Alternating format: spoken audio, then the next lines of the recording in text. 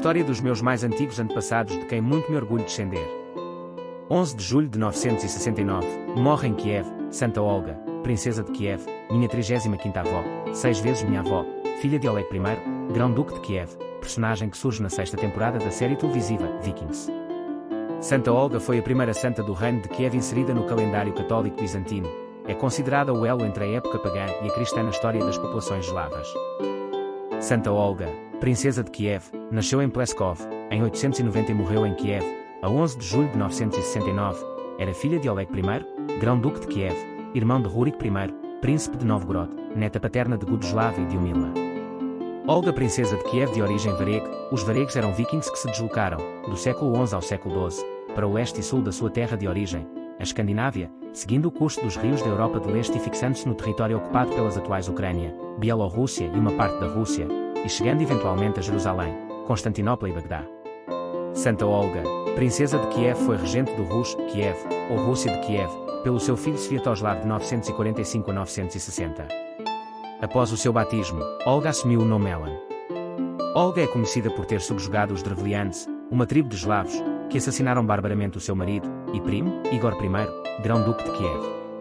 Olga é considerada como a conversora do Rus, Kiev ao cristianismo, e é venerada como santa na Igreja Ortodoxa Oriental e Católica com o epíteto igual aos apóstolos, e a sua festa é celebrada a 11 de julho. Santa Olga de Kiev foi a primeira santa do reino do Rus, Kiev inserida no calendário católico bizantino. É considerada o elo entre a época pagã e a cristã na história das populações eslavas. As fontes que a citam são numerosas e todas de relevância histórica. Biografia. Juventude. Embora a data de nascimento de Santa Olga seja desconhecida, provavelmente em 890, Olga era de origem varguiana, de acordo com a crónica primária. Nasceu em Pleskov, era filha de Oleg I, grão-duque de Kiev, irmão de Rurik I, príncipe de Novgorod. Foi personagem na 6ª temporada da série Vikings. Pouco se sabe sobre a sua vida antes do seu casamento com o seu primo, o príncipe Igor I de Kiev, filho de Rurik I, príncipe de Novgorod e de Ifanda, meus 36º avós, 6 vezes meus avós, e do nascimento de seu filho, Sviatoslav. De acordo com Alexei Karpov, um especialista em história da Rússia antiga, Olga não tinha mais de 15 anos na época de seu casamento. Igor era filho e herdeiro de Rurik I, príncipe de Novgorod, tio de Olga, fundador da dinastia Rurik. Após a morte de seu pai, Igor ficou sob a tutela de seu tio Oleg, pai de Olga, que tinha consolidado o poder na região, conquistando tribos vizinhas e estabelecendo a capital em Kiev. Esta federação tribal flexível tornou-se conhecida como Rus Kiev, ou Rússia de Kiev, um território que cobre o que agora são partes da Ucrânia, Bielorrússia e uma parte da Rússia. Regência. Após a morte de Igor em 945, Olga governou a Rússia de Kiev como regente em nome de seu filho Sviatoslav. Pouco se sabe sobre o mandato de Olga como governante de Kiev, mas a crónica primária relata a sua ascensão ao trono e a sua vingança sangrenta contra os Drevlianos pelo assassinato de seu marido, bem como algumas referências ao seu papel como líder do povo de Kiev. Após a morte de Igor às mãos dos Drevlianos, Olga assumiu o trono porque o seu filho de 3 anos, Sviatoslav, era muito jovem para governar. Os Drevlianos, encorajados pelo seu sucesso em emboscar e matar o rei, enviaram um mensageiro a Olga propondo que ela se casasse com o assassino de seu marido. O príncipe mal 20 negociadores drevlianos navegaram até Kiev para transmitir a mensagem de seu rei e garantir a obediência a Olga. Chegaram à sua corte e contaram à rainha a razão por que estavam em Kiev, para relatar que mataram o seu marido, e que Olga deveria casar com o príncipe mal. Olga preparou, a partir daí, uma estratégia de emboscadas e ataques sucessivos que culminou na vingança do assassinato bárbaro que fizeram a seu marido, e no domínio pleno sobre os drevlianos. Cristianismo. Na década de 950, Olga viajou para Constantinopla, a capital do Império Bizantino, para visitar o imperador Constantino VII. Uma vez em Constantinopla, Olga converteu-se ao cristianismo com a ajuda do imperador e do patriarca. Embora a crónica primária não divulgue a motivação de Olga para a sua visita ou conversão, dá muitos detalhes sobre o processo de conversão, no qual ela foi batizada e instruída nos caminhos do cristianismo. Cristianização da Ucrânia. O processo de cristianização dos diversos povos que habitavam naquela região da Ucrânia, nome atual do antigo Principado do Rus Kiev, precisou de muito tempo para se concretizar.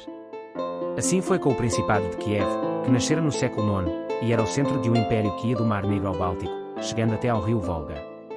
A fé cristã começou a penetrar na região graças aos missionários que vinham não só de Bizâncio, mas também dos territórios vizinhos dos eslavos do Ocidente, os quais celebravam a liturgia em língua eslava, segundo o rito instaurado pelos santos Cirilo e Metódio e das terras do Ocidente Latino. Como atesta uma antiga crónica, chamada Crónica de Nestor Povest Vremniklet, no ano de 944 já existia em Kiev uma igreja cristã dedicada ao profeta Elias. Foi neste ambiente propício que Olga se fez batizar, livre e publicamente, pelo ano de 955, permanecendo depois sempre fiel às promessas batismais. As cerimónias para a sua recepção formal em Constantinopla aparecem minuciosamente descritas pelo imperador Constantino VII na sua obra, Ceremonialis. Durante o seu batismo, Olga adotou o nome Helena, em honra da imperatriz reinante Helena Elcapena. Olga, a primeira santa ucraniana inserida no calendário católico bizantino, é considerada o elo entre a época pagã e a cristã na história das populações eslavas. As fontes que a citam são numerosas e todas de relevância histórica. Olga rezava dia e noite pela conversão do filho e dos seus súbditos. Ao terminar a regência, segundo as leis da época, retirou-se para as suas atividades privadas, dando continuidade às obras de seu apostolado. Construiu algumas igrejas, inclusive uma dedicada à Santa Sofia, em Kiev. Viveu piamente e morreu com quase 80 anos em 11 de julho de 969. Dela escreveu o seu biógrafo: antes do batismo, a sua vida foi manchada por fraquezas e pecados, crueldade e sensualidade. Entretanto, tornou-se santa não tanto pelo seu próprio mérito, mas por um plano especial de Deus para o povo. O seu neto, Vladimir, e os novos convertidos experimentaram a beleza da liturgia e da vida religiosa da Igreja de Constantinopla. Havia a Igreja do Oriente e a do Ocidente, cada uma delas se desenvolvera segundo tradições, disciplinas e litúrgicas próprias, mas subsistia a plena comunhão entre o Oriente e o Ocidente, entre Roma e Constantinopla, que mantinham relações recíprocas. E foi a Igreja indivisa do Oriente e do Ocidente que recebeu e ajudou a Igreja de Kiev. O grão-duque Vladimir deu-se conta de que havia esta unidade da Igreja e da Europa, e por isso manteve relações não só com Constantinopla, mas também com o Ocidente e com Roma, cujo bispo era reconhecido como aquele que presidia a comunhão de toda a Igreja. A veneração por Santa Olga começou durante o governo do seu neto Vladimir. Em 996, ele mandou transferir as relíquias da avó para a igreja que mandara construir especialmente para as receber. O seu culto foi confirmado pela igreja, mantendo a festa litúrgica no mesmo dia que ocorreu o seu falecimento. A 17 de abril de 1075, numa carta dirigida ao rei Demétrio e à rainha sua esposa, o Papa São Gregório VII declarou o reino de Kiev, reino da Ucrânia, sob a proteção de São Pedro. Em 1240 os mongóis invadiram e destruíram Kiev completamente. 400 anos depois, o bispo metropolitano da cidade, Pedro Mogila, mandou restaurar as antigas igrejas destruídas, e as relíquias de Santa Olga foram encontradas. Mas, desde 1700 não se tem notícia sobre o paradeiro de seus despojos.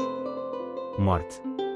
De acordo com a Crónica Primária, Olga morreu de doença em 969, logo após o cerco dos pechenegos à cidade. Quando Sviatoslav anunciou os planos de transferir o seu trono para a região do Danúbio, Olga, doente, convenceu a ficar com ela durante os seus últimos dias. 3 dias depois, ela faleceu e todos em Rus de Kiev choraram.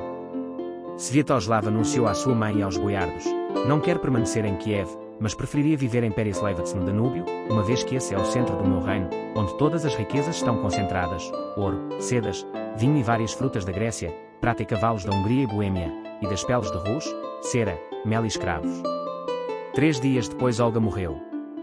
O seu filho chorou por ela com grande luto, assim como seus netos e todo o povo. Foi sepultada em Kiev. Olga tinha dado ordem para não realizarem o funeral, pois ela tinha um sacerdote que realizaria todas as cerimónias. O seu túmulo permaneceu em Kiev por mais de 2 séculos, mas foi destruído pelos exércitos mongóis tártaros de Batu Khan em 1240. Família e descendência.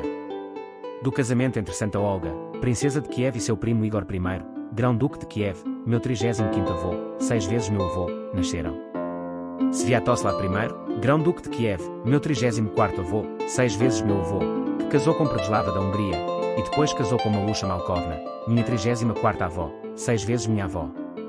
Gleb,